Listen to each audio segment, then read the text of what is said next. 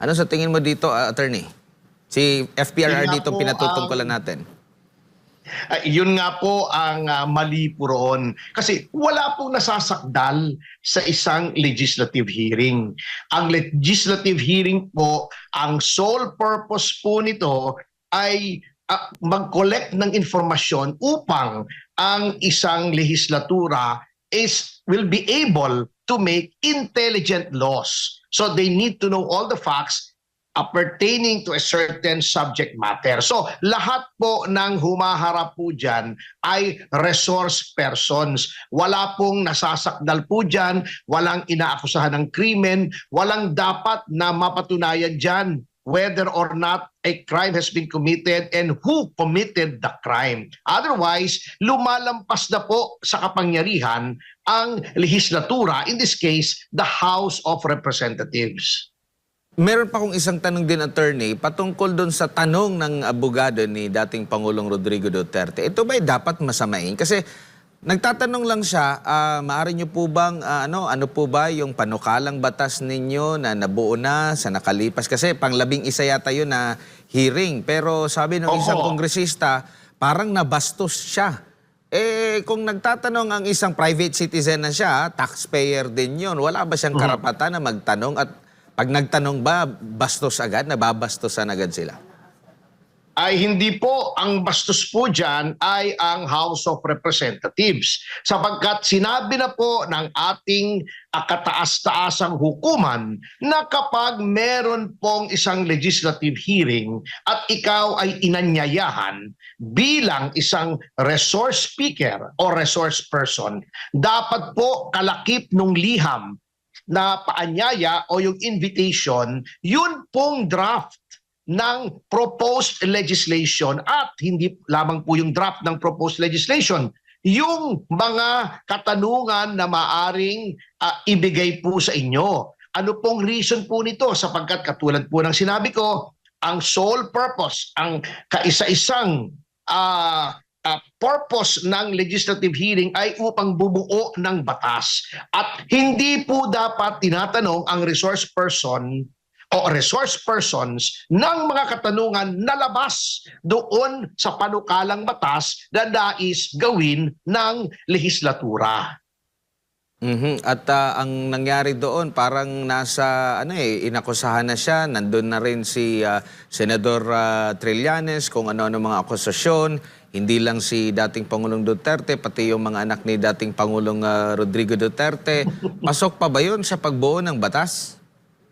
Hindi po, sapagkat hindi po pakay o hindi po nasa saklaw ng kapangyarihan ng legislatura sa isang legislative inquiry ang pag-awayin o pagsabungin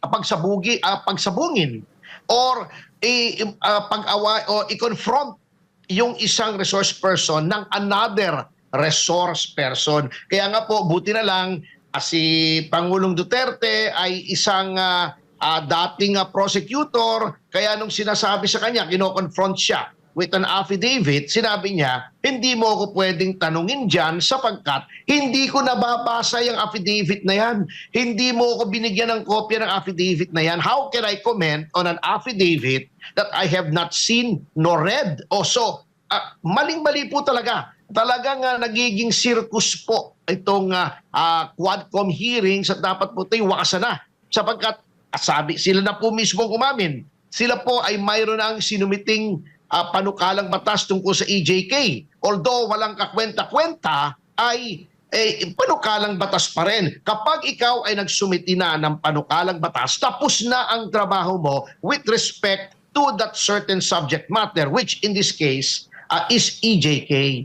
Kapag nagpadala po ba, attorney, ng imbitasyon, halimbawa itong isang komite ng Kamara kaugnay sa magiging pagdinig in aid of legislation, obligado ba sila na nakalagay doon sa sulat kung ano-ano mga panukalang batas yung kanila mga naiisip para at least prepare din itong kanilang magiging resource person kung ano yung mga inputs niya na maidadagdag doon sa pagpanday ng batas?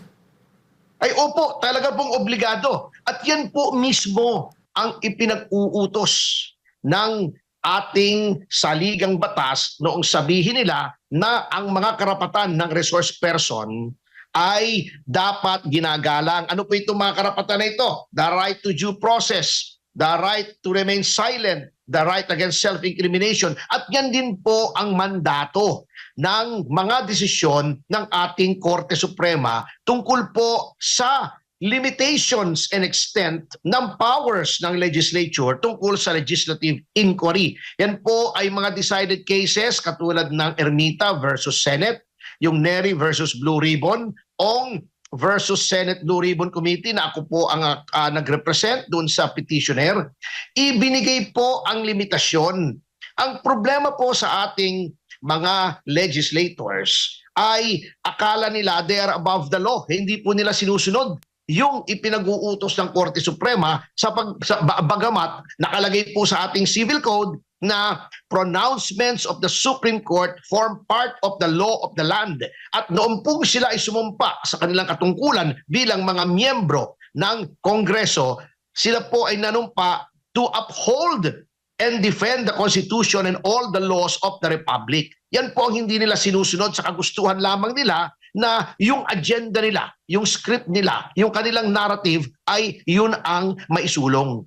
Opo, attorney, doon sa in aid of legislation na pagdinig, sa tingin mo tama rin ba na ang answer lang dapat ay yes or no? Yun lang ba? At sinabi ni dating Pangulong Rodrigo Duterte, hindi ka investigador. Ano bang masasabi mo rito, attorney? Opo, tama po si dating Pangulong Duterte sapagkat hindi niya po inimbento yung doktrina o prinsipyo na yan. Yan po ay sinabi ng Korte Suprema sa ilang mga kaso, napakarami na pong mga kaso, na yung, ang isa pong kasong dapat binasa nila dito ay yung Calida versus Trillanes, kung saan nasasaad na ang Kongreso, kung ito po ay nagsasagawa ng inquiries in aid of legislation, hindi po sila pulis, hindi sila NBI, hindi sila piskalya, lalong-lalo nang hindi sila hukuman. Kaya hindi mo pwedeng sabihin answer yes or no. Ang nais mong makuha dito ay hindi ipiti ng witness o yung resource person, kundi kumuha ng impormasyon. Paano kang kukuha ng impormasyon kung ikaw ay ililimita mo yung sagot sa yes or no? So mali po yan. Mali po yung ginagawa nila na nililimita po nila o ikonokontrol nila yung answer ng isang resource person. Opo, bago lang si partner Jason. Doon po ba sa mga pagdinig sa korte, ano ba, ina-adapt din ba ito? At sa mga pagdinig ba sa korte, mas proper, mas hindi bias, hindi pwedeng bias doon? Kasi dito halimbawa sa pagdinig sa Quadcom, puro sinasabing biktima ng war on drugs. Pero wala silang iprenisenta naman lang para maging balanse lahat yung mga biktima ng illegal na droga. Yung mga biktima ng karumal-dumal na krimen dahil bangag yung suspect, mga pamilyang nawasak dahil sa illegal na droga, mga komunidad na grabe yung takot ng mga neighborhood dahil sa illegal na droga, attorney. Ay opo, sa isang hukuman po, yung totoong hukuman, meron pong rules on evidence na tinatawag. Hindi basta kung sino-sino, halimbawa si Trillanes, ay biglang susulpot doon at magbibigay ng ebidensya. Unang-una, you have to qualify your witness. Kasi ang testimonya po sa hukuman, hindi po pwedeng haka-haka. Hindi po pwedeng chismis. Hindi pwedeng narinig ko kay ganito o sinabi sa akin ni ganoon. Dapat po yan, they are all based either on personal knowledge or based on authentic documents. Hindi po pwedeng mag-under oath ka roon at hindi personal knowledge. O objectionan po yan. Nung kalaban, sasabihin, objection, hearsay evidence, not admissible. At kung ikaw ay nagbigay ng illegally obtained evidence, katulad ng ginawa ni Trillanes, in violation of the bank secrecy law, yan po ay hindi pwedeng tanggapin. Ang tawag po dyan ay fruit of the poison tree.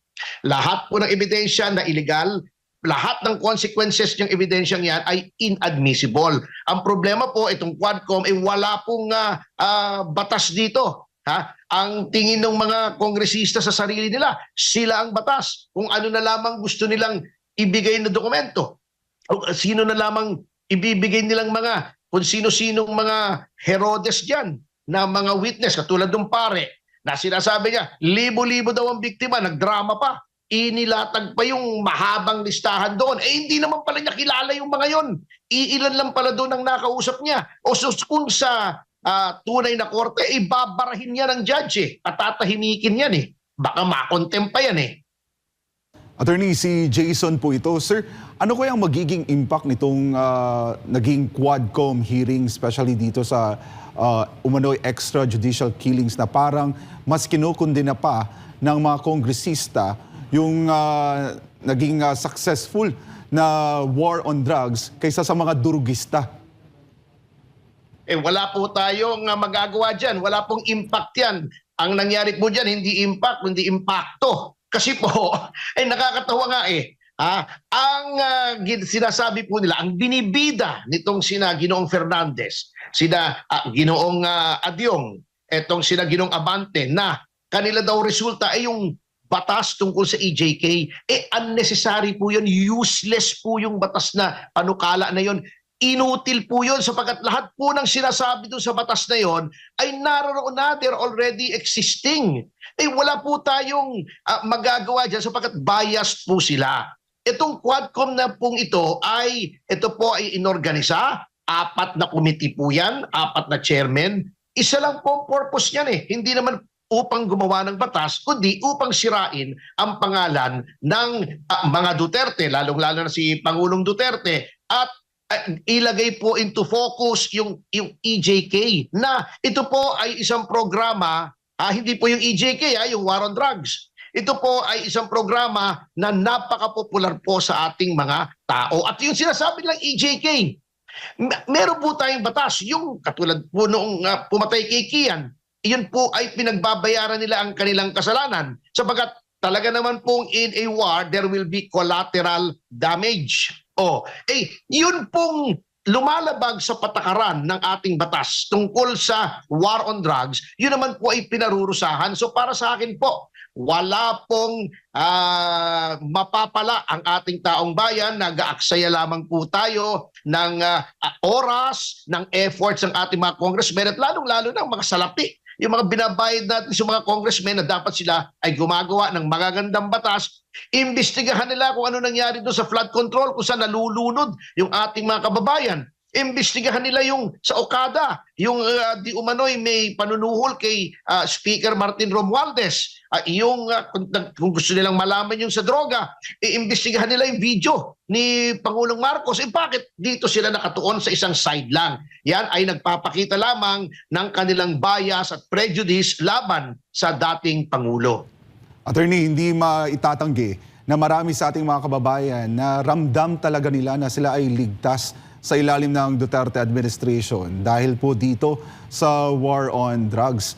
Pero ngayon po ay kinukundina ng mga kongresista itong nangyari na war on drugs. Pero hindi nila namamalayan, sir, na merong latest survey na nangunguna po ang lungsod ng Maynila sa ilalim ngayon ng administrasyon sa may pinakamataas na crime rate dito sa Asia. Ano ang masasabi ninyo dito, sir? Totoo po yan sapagkat unang-una po, noong tinigil nila yung war on drugs, hindi na po natakot yung mga pusher, yung mga drug lords, sapagkat iba na po ang policy. Hindi lamang hindi itinuloy ang war on drugs, hindi lamang naglembot-lembot ang ating pamahalaan, kundi natatakot na yung ating mga kapulisan na magpatupad ng mga batas tungkol sa droga sapagkat natatakot sila na sila naman ang kondenahin ng ating mga mambabatas. So, itong ginagawa ng ating kasulukuyang pamahalaan po, it sends a chilling effect. Nawawalan po ng moral, nawawalan ng gana, natatakot ang ating mga kapulisan na ipatupad ang batas at hulihin yung mga lumalabag sa batas, lalo na yung mga drug lords na hindi lamang po ito'y paglabag sa batas na 1 o 2